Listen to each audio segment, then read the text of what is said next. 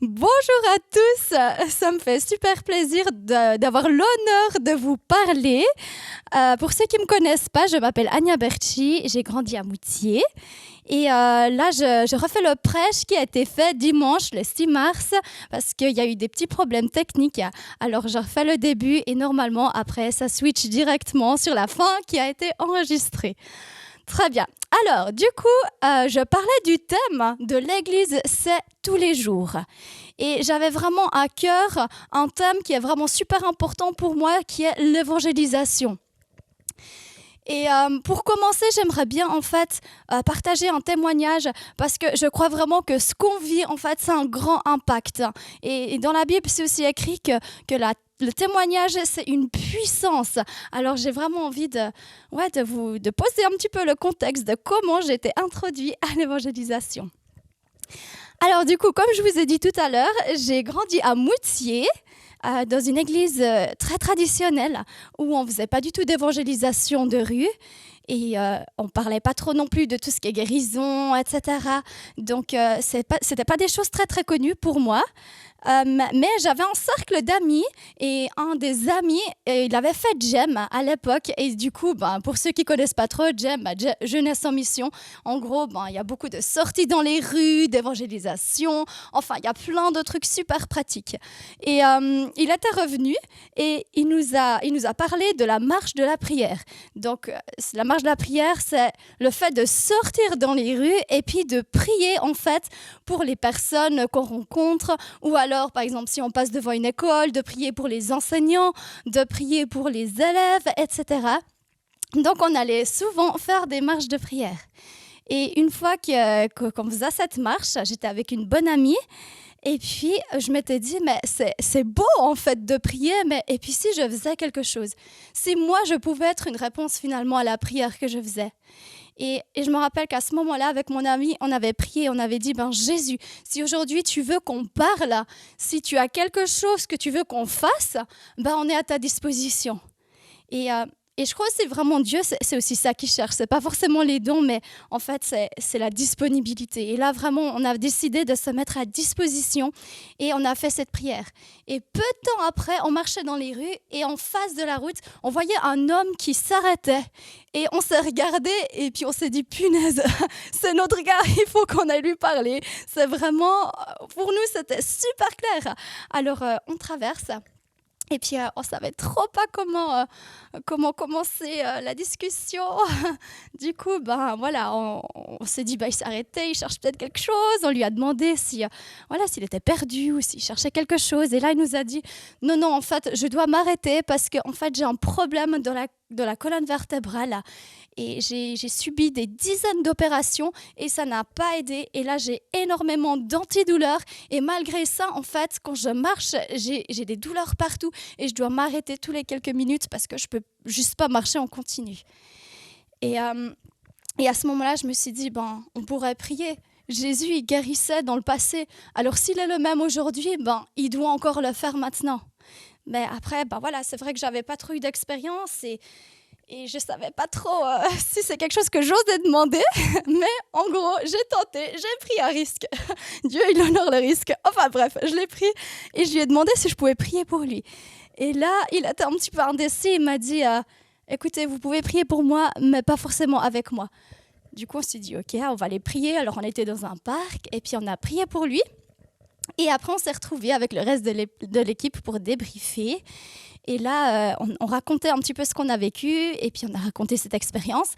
Et à ce moment-là, j'ai dit, voilà, on a prié pour cette personne et cette personne, maintenant, elle est guérie. Et à ce moment-là, je me suis dit, mais Anya, t'as aucune idée, mais qu'est-ce que tu racontes? C'était vraiment, enfin voilà, j'ai pas réfléchi, c'est juste sorti. Puis j'étais là, ouf, dis donc, t'en sais rien, vraiment. Enfin bref. Du coup, le lendemain, on est retourné dans les rues avec la même équipe. Et puis, en marchant, on voit cette personne pour qui on a prié. Il était en train de boire un verre. Et là, je dis à un des potes, regardez, c'est la personne pour qui on a prié l'autre jour. Et là, c'est donc le gars qui a fait Jem, il me dit, vas-y, va lui demander plein de fois. Et moi, je me disais, non. J'avais trop envie, j'avais aucune idée de ce que j'allais lui dire. Et enfin voilà, honnêtement, il y avait beaucoup d'incrédulité de ma part aussi. Et du coup, je me dis, Anya, hier, tu leur as dit qu'il était guéri, aujourd'hui, t'assumes. Du coup, j'ai été et vraiment, j'ai eu beaucoup de choses parce que j'ai même pas dû ouvrir ma bouche. Je me suis approchée de lui et quand il m'a vu, il s'est levé et puis il est venu vers moi et il m'a dit, il faut qu'on parle. Et il m'a dit, c'est fou. Quelques minutes après que vous soyez partis, j'ai senti une chaleur descendre et je suis complètement guérie. Je dois même plus prendre mes antidouleurs, je marche comme il faut, je suis entièrement guérie, il faut qu'on parle. Qu'est-ce qui s'est passé? Et là, on a vraiment eu l'opportunité en fait de lui parler de Jésus, de lui expliquer l'évangile. Et il était tellement réceptif. Et je crois que Dieu, il veut préparer les cœurs aussi, parce que ce qu'il fait physiquement, ce qu'il fait dans ton corps, c'est ce qu'il veut faire à l'intérieur aussi. Et je crois qu'il l'a vraiment rencontré de cette manière-là ce jour. Et vraiment, on a pu lui parler de Dieu, de Jésus, et il était d'accord qu'on prie pour que Jésus, il se révèle à lui. Et on a prié du coup, et pendant la prière, c'était assez fou. Là, il me prend la main et il me dit « Regarde, c'est Jésus !» Puis je me suis dit « Mais il a une hallucination ou je sais pas, il y a un truc qui joue pas. » Mais quand j'ai regardé, j'ai vu par terre, c'était assez fou. Il y avait une feuille morte, c'était l'automne, et il y avait une feuille morte et c'était vraiment comme une peinture, un tableau de Jésus. C'était assez fou et vraiment, il y avait des détails vraiment assez incroyables. On reconnaissait même la couronne d'épines. C'était vraiment fou. Enfin, voilà, j'ai cru que c'était... Ouais, je me suis dit, mais j'hallucine. Et voilà, en tout cas, lui, ça l'a énormément touché. Et là, je lui ai dit, écoute, je pense vraiment que Jésus te cherche. Et il m'a répondu, mais qu'est-ce que je dois faire? Et là, on a pu prier. Il a demandé à Jésus vraiment d'entrer dans sa vie. Et il a vraiment, il a décidé de suivre Jésus ce jour-là. Et c'est là que en fait, j'ai réalisé qu'il y avait quelque chose qu'on manquait encore.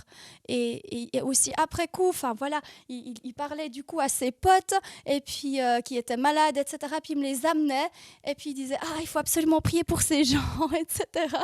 Et voilà, moi, c'est vrai que je ne savais pas trop ce que je faisais, mais à ce moment-là, Dieu il m'a parlé super clairement. Et puis il m'a dit, c'est à ça que je veux que vous reveniez. Ce qui s'est passé dans le Nouveau Testament, c'est encore pour aujourd'hui.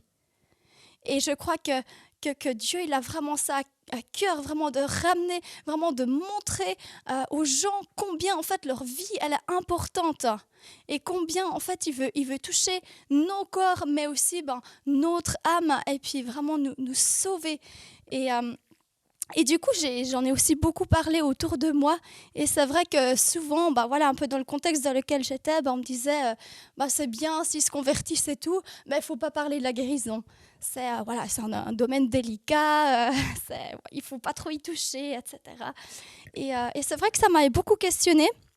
Et du coup, ça m'a aussi permis en fait de creuser pour moi-même. Et j'ai lu le Nouveau Testament par rapport à ça. Et c'est fou. Mais j'ai vraiment remarqué que, en fait, à chaque moment où c'est que Jésus il nous demande d'aller apporter l'évangile, de prêcher, c'est jamais juste prêcher la parole. C'est toujours suivi de l'acte. C'est toujours aller prêcher et guérissez les malades. Ou bien même les miracles qui accompagnent. En fait, c'est jamais juste seul. Comme un exemple, par exemple, dans Matthieu 10, versets 7 à 8. Allez prêcher et dites, le royaume des cieux est proche. Guérissez les malades, ressuscitez les morts, purifiez les lépreux, chassez les démons. Vous avez reçu gratuitement, donnez gratuitement. Et là, j'ai vraiment remarqué qu'en fait, ça allait de pair. Je ne pouvais pas le séparer. En fait, je ne peux pas séparer l'acte de ce que je prêche. Et vraiment, c'est à partir de là que j'ai aussi vraiment cherché à percer davantage dans tout ce qui est évangélisation. Et un peu plus tard, j'ai aussi moi-même été à GEM. Et je me rappelle que quand j'étais à l'école secondaire, c'était aux USA, il y avait un orateur qui a dit une phrase qui m'a vraiment marquée. Il a dit « La plus grande injustice sur cette terre, c'est d'avoir l'évangile et de ne pas la partager. » Et ça, c'est vrai que c'est vraiment quelque chose qui m'a percutée.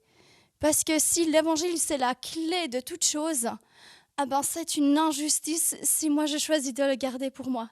Et en même temps, Dieu, ce n'est pas un Dieu qui culpabilise parce que tu ne vas pas partager. Mais en fait, c'est l'amour qui doit te guider, c'est vraiment ce débordement. Mais en même temps, paradoxalement, un petit peu, ça vient quand tu le fais. Et vraiment, c'est quelque chose qui te remplit toi. Moi, je suis la première à avoir remarqué que quand j'entre pas dans ce que Dieu il a pour moi, quand je garde ces choses pour moi, je suis la première à être refroidie. Mais vraiment, c'est Dieu qui nous a donné cette opportunité en fait de partager ce qu'il a fait avec nous et au travers de nous. Dans Romains 10, verset 14, il est écrit « Comment croire au Seigneur si on n'a pas entendu parler de lui et comment entendre parler de lui si personne ne l'annonce ?» Et ce verset, ça m'a aussi vraiment parlé parce que c'est vrai que je rencontre aussi beaucoup de personnes autour de moi qui me disent moi, c'est pas trop mon truc, l'évangélisation. Et du coup, je préfère en fait je préfère montrer, puis j'attends que les gens, peut-être qu'ils se posent des questions. Et je crois qu'il y a une partie de vrai dans ça, dans le sens qu'on est appelé à être, mais on est aussi appelé à le dire. Dans la Bible, c'est écrit que la foi, elle vient de ce que l'on entend. Mais si on n'entend pas, la foi, elle ne peut pas venir. Et je crois vraiment que c'est important que les gens ils puissent l'entendre au bout d'un moment. Et ça ne suffit pas juste de montrer. Il y a vraiment besoin de ces deux. Et c'est vraiment très important qu'on ait cette possibilité de partager autour de nous. Mais c'est sûr que la manière dont moi je vais partager l'évangile, ce ne sera pas la même chose que ce que toi tu vas la partager. Parce qu'on est des personnes différentes. Dieu il nous a donné des personnalités qui sont complètement différentes. Et puis moi j'évangéliserai le mieux à ma manière et toi tu t'évangéliseras le mieux à ta manière. Et là, on arrive au bout gentiment de cette première partie et on va directement transitionner à l'enregistrement qui a été enregistré lors du culte du 6 mars. Et une chose qui m'a aussi beaucoup aidée personnellement, c'est tellement un meilleur élan en fait, de penser à ce que Dieu il pourrait faire plutôt qu'à ce qu'il ne pourrait pas faire. Quand tu vois le besoin d'une personne, l'amour pour cette personne, elle pourrait être tellement plus grande que ta crainte d'échouer ou ta crainte d'être décrédibilisée ou je ne sais pas quoi. C'est pas simple, ça demande vraiment de mourir à soi-même. Et des fois, on n'arrive juste pas. Moi, tellement de fois, j'ai eu des opportunités puis je ne les ai pas prises. Et puis là, Dieu, heureusement, il nous en donne d'autres. Ouais. Et j'aimerais juste aussi terminer par un témoignage. C'était il y a déjà quelques années, quand j'étais encore à Moutier. Je revenais du travail, je devais prendre le train, alors je rentrais. Et puis, sur le quai, il y a une personne, il y a un homme qui vient, puis il avait une question, je ne sais plus si c'était par rapport à l'horaire du train ou quelque chose. Et du coup, là, je ressens vraiment de lui partager mon témoignage. Et après une journée de travail, tu es fatigué, tu as des fois juste pas envie de parler aux gens. Mais là, c'était une opportunité. Et puis du coup, je lui ai partagé mon témoignage. Et ça l'a vraiment touché et il m'a dit, en fait, ça m'interpelle vraiment ce que tu me dis. Est-ce que tu es d'accord de m'expliquer mieux? Et du coup, on s'est échangé les contacts, on s'est retrouvés, on a beaucoup parlé de ça, mais ce que j'ai remarqué, c'est qu'il était très, très, très réticent. Dans le sens que je pense qu'il y avait beaucoup de colère en cet homme et ça ressortait.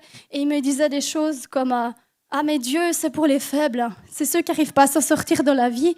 C'est ceux qui ont besoin d'une béquille, etc. etc. » Et voilà, c'est pas aller beaucoup plus loin. Et un peu plus tard, à un moment donné, je sentais quelque chose en moi. Je me sentais pas bien. Il y avait un truc qui me pesait.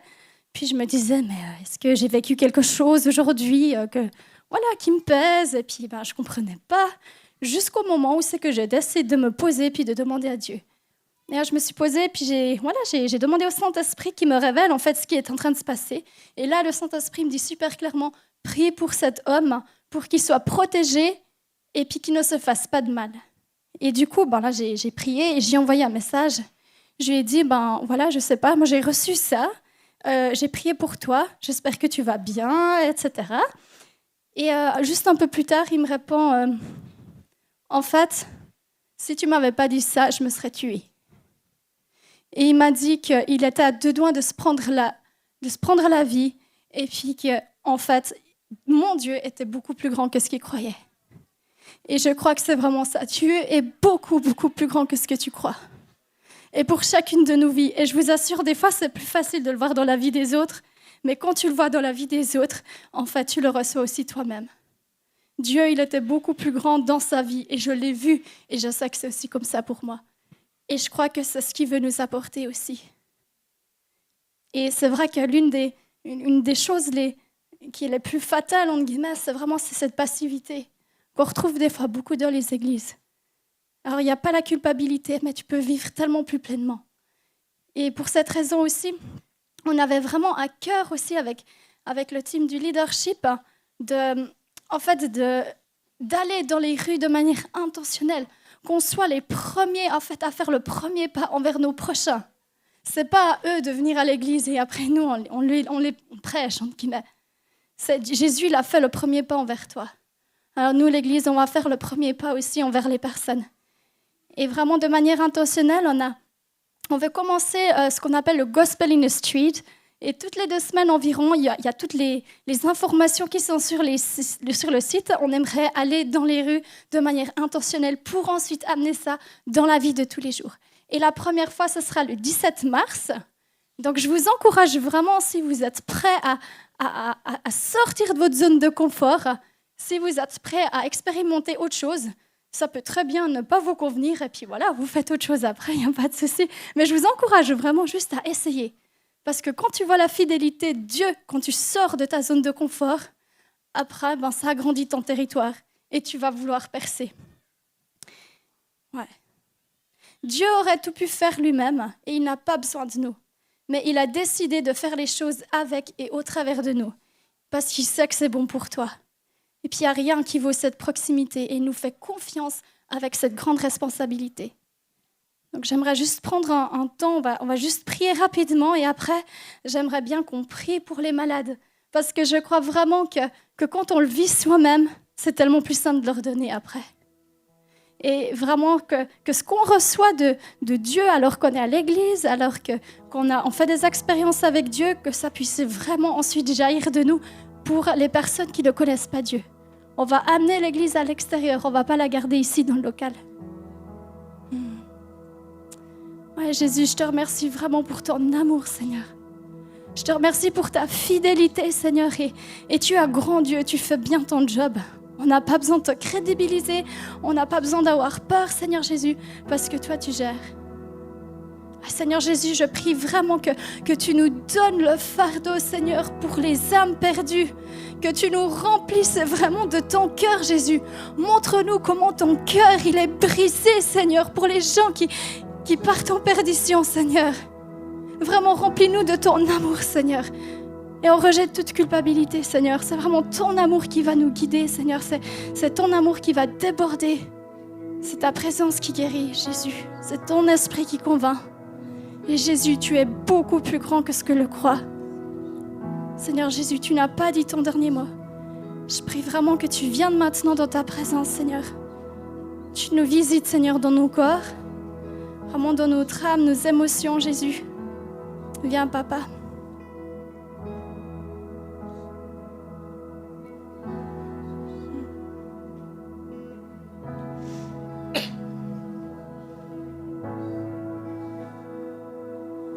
Je ressentais qu'il y avait une personne qui avait des douleurs dans le haut du dos, du côté plutôt droit, dans l'omoplate. Est-ce qu'il s'agit de quelqu'un de par ici? Est-ce qu'il y a des gens qui ressentent une douleur? Vous pouvez lever la main, comme ça, juste après, on peut prier pour vous. Ouais, là derrière. Parfait. C'est possible qu'il y ait plusieurs personnes.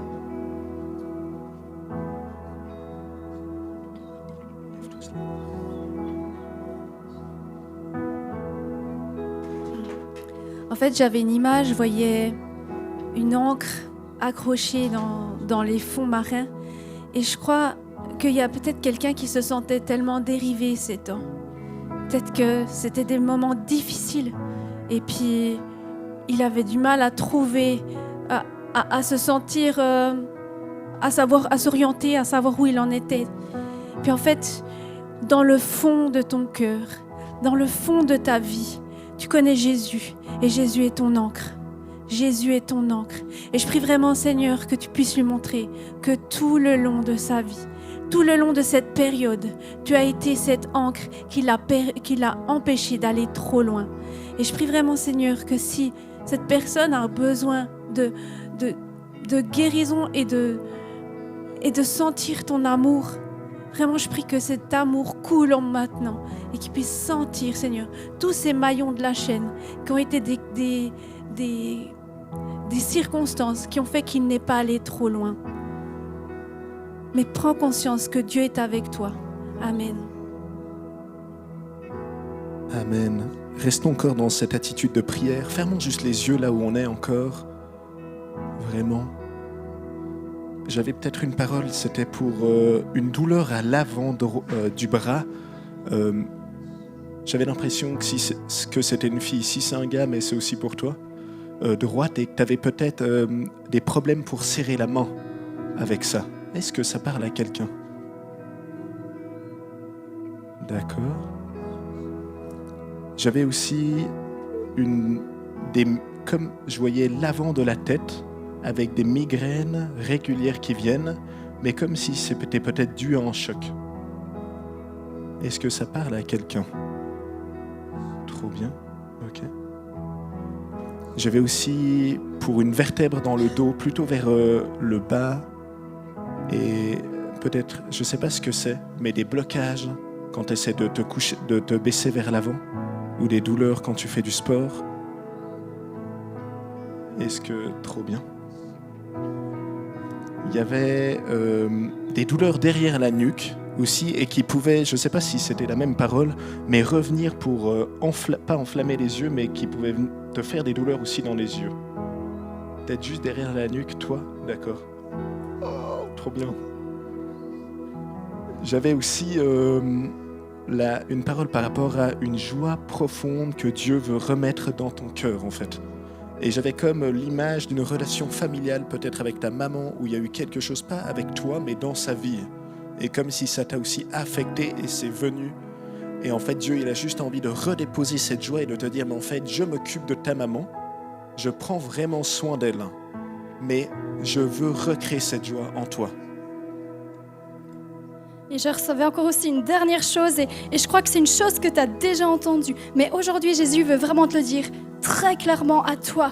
Et j'entends vraiment Jésus qui te dit, mais la joie de l'Éternel, c'est ta force. C'est la joie qui va agir maintenant. C'est une nouvelle puissance qui va venir sur toi et les choses, elles vont changer. Alors maintenant, toutes les personnes qui ont levé la main, qui se sont senties concernées, je vous demande peut-être juste de relever la main. Et les personnes qui sont autour, vous pouvez prier pour ces personnes, parce que la guérison, elle passe pas seulement au travers d'experts ou je sais pas quoi. Jésus, il veut guérir au travers de toi. Et quand tu auras réalisé ça, tu iras le faire dans le monde non chrétien aussi. Alors je demande vraiment que les personnes qui sont autour des personnes qui lèvent la main, juste vraiment qu'on puisse prier pour ces personnes et que la guérison vraiment descende. Je sais que Jésus, il va faire son job. Levez la main bien haut, ceux qui ont levé la main vraiment. Et les gens autour, on peut poser notre main sur l'épaule de notre voisin. Et on va commencer à prier en tant qu'Église pour ces personnes-là. On va prier pendant 30 secondes, vraiment, on peut demander à Dieu d'œuvrer. Et s'il n'y a personne autour de toi, commence à prier pour les gens que tu ne vois pas et qui sont malades. Prenons 30 secondes de prière pour la guérison. Jésus, merci pour ta présence. Vraiment que ta présence vienne, Jésus. Vraiment, viens œuvrer dans les corps physiques, Jésus. Viens œuvrer dans les corps physiques, Jésus, au niveau des douleurs dans le dos, Seigneur. Viens remettre les vertèbres en place, Jésus. On ordonne à toute vertèbre, à chaque colonne vertébrale de se remettre en place et à toute douleur de quitter en ton nom, Jésus. On prie aussi contre toute maladie, contre tout esprit de maladie qui s'est attaché aux maladies physiques, de quitter en ton nom, Jésus. De quitter et à tout esprit d'être lié en ton nom, Jésus, Père. À toute migraine, toute pression au niveau de la tête due à un accident, Seigneur, viens poser, reconstruire, Seigneur, les os aussi, Jésus, pour une guérison complète en ton nom, Jésus. Amen. Toute douleur qui vient aussi peut-être sur les yeux, Seigneur, on te prie pour une guérison complète, Jésus, plus que tout. Viens œuvrer, Père. prie aussi contre toute tristesse. Vraiment, cette tristesse doit partir maintenant dans le nom de Jésus. Elle n'a pas sa place en toi. La tristesse ne fait pas partie de toi. Elle part maintenant dans le nom de Jésus. Merci Jésus parce que tu guéris chaque personne, Seigneur. Aussi cette douleur à l'omoplate, Seigneur, ça part maintenant dans le nom de Jésus. Ta grâce coule. Ton amour vient sur chaque personne, Jésus. Merci. Je voyais comme des murs. Et en fait, je crois qu'il y a des gens, ils se sentent dans des situations d'impasse. Puis c'est très personnel. Des fois, on se sent tellement bloqué dans certaines situations, des choses qui nous pèsent tellement. Et puis, on ne voit pas de solution. Seigneur, moi, je veux prier contre ces murs. Je veux prier contre ces murs qui t'empêchent de voir l'horizon, de voir l'espérance. J'appelle le Dieu de l'espérance à coucher ces murs par le nom de Jésus. J'appelle vraiment cette espérance à descendre. Vraiment, merci Seigneur, parce que tu es notre espérance. Tu es celui qui fait tomber les murs de nos situations. Et j'appelle vraiment, Seigneur, un nouvel élan d'espoir dans toutes ces personnes qui sont brisées, qui sont cloîtrées dans des situations compliquées, Seigneur Jésus. Amen.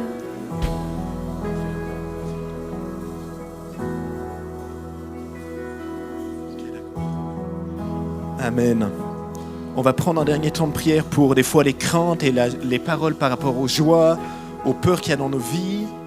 Si ça te parle, lève juste la main et on va prier pour que la joie de Dieu vienne dans ta vie. 1 personne, 2, 3, trop beau. Trop beau. Fermons juste les yeux et commençons à prier en tant qu'Église aussi pour ça, pour les gens autour de nous. Jésus, on te prie, Père, dans ces temps où les choses tremblent, Jésus, que tu sois notre rocher, Jésus. Et aussi, on te prie pour une joie qui vient et qui est créée par ta présence en nous, Jésus. Et on te prie pour une joie, et moi je te prie, Père, pour quelque chose de particulier dans les cœurs, Jésus, au niveau de toute crainte, Jésus.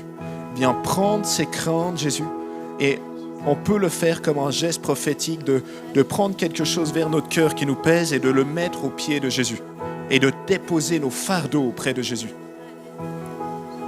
Et si tu as envie, mets juste ta main vers ton cœur et fais ce geste de dire « Mais Jésus, je te remets cette crainte devant toi. Je te remets cette crainte devant toi, Jésus, à tes pieds. » Fais-le juste là où tu es, vraiment. Pense à la chose où tu as peur, où tu as crainte et remets-la dans les mains de Jésus. Amen. Jésus, on te prie maintenant, Père. Moi, je te prie pour toute peur qui ne vient pas de toi, qui n'est pas juste une peur au niveau des émotions, Jésus, mais qui vient de toute force spirituelle. Jésus, on te prie pour une délivrance complète dans la vie des gens, Jésus. Une délivrance complète en ton nom, Jésus, aussi. En ton nom, Jésus, t'es mort et t'es ressuscité à la croix et on te prie pour une libération complète sur les peurs aussi nocturnes, Jésus. Sur les peurs qui peuvent empêcher de dormir, même avec des médicaments. On est obligé de prendre des médicaments, Jésus. Viens juste poser ta main guérissante aussi là-dessus. En ton nom, Jésus. Amen. Je peux juste rajouter une micro-chose. Seigneur, j'ai vraiment ressenti, Seigneur. On entend tellement parler de ton amour, Seigneur, mais on a tellement besoin d'y retourner toujours. On a besoin tout le temps de retourner dans ton amour parce que cet amour, elle amène une paix, elle amène cette sécurité qu'on a besoin.